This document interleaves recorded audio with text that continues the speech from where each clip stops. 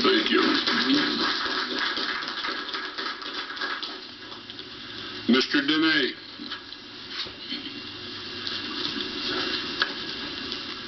Sam Dehne, the Encyclopedia of Reno Government, and the father of Reno's best bet for mayor. And by the way, I support this young man's efforts to help the young children. As a matter of fact, if you go to that bowling operation he's got going, I gave them one of my unique music albums to raffle off. So there you go. At any rate, and he said thank you.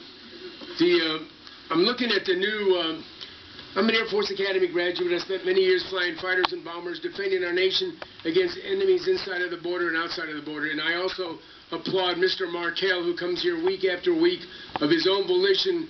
And I've heard his message many times, and it seems like it gets old, but it doesn't. Every time I hear it, it reminds me not to drive when you're drinking, or not to drive with somebody else who's been drinking.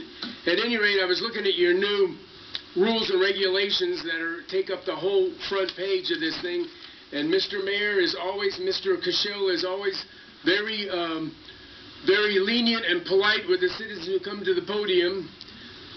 But I want to tell you what the term disruptive, I don't like the word disruptive on here because it is so subjective. The Supreme Court put freedom of speech, the First Amendment, in plain English in 1959 unanimously, and they said, unquote, as Americans we have the profound national commitment to the principle that debate on public issues should be uninhibited, robust, and wide open, and may well include vehement, caustic, and sometimes unpleasantly sharp attacks against government and public officials. As a matter of fact, that is what we should be thinking about when you're at the podium here. You don't have to come to the podium to kiss up to these folks. You should actually be coming here most of the time to criticize them. Not that I do that, by the way. I want to say a thing or two about the career politicians permeating our community. Right now, there is some brouhaha down there at the Nevada Supreme Court, and I think it's just a big waste of time. The city charter, the city law says the mayor is a member of the city council. Notwithstanding what the judges might come up with out there, it doesn't really matter.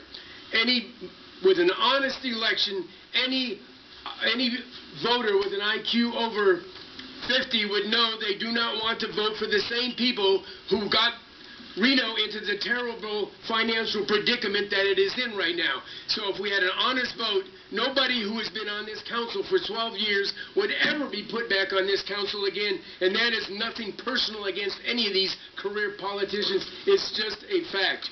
It is not logical for the same people to be put back in. Right now, on that ballot, there will be a young man who was the challenger last time.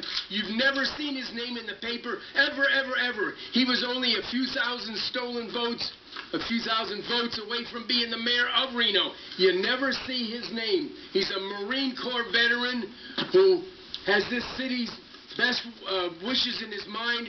He's out there in the wings waiting to come in here to this city council and heal Reno. Oh, thank you very much. Having no other public comment cards, I will close the public comment section. I did not steal any votes. Wait, I'm sorry, did you say something? No, sir, I was just talking to my colleague next to me here.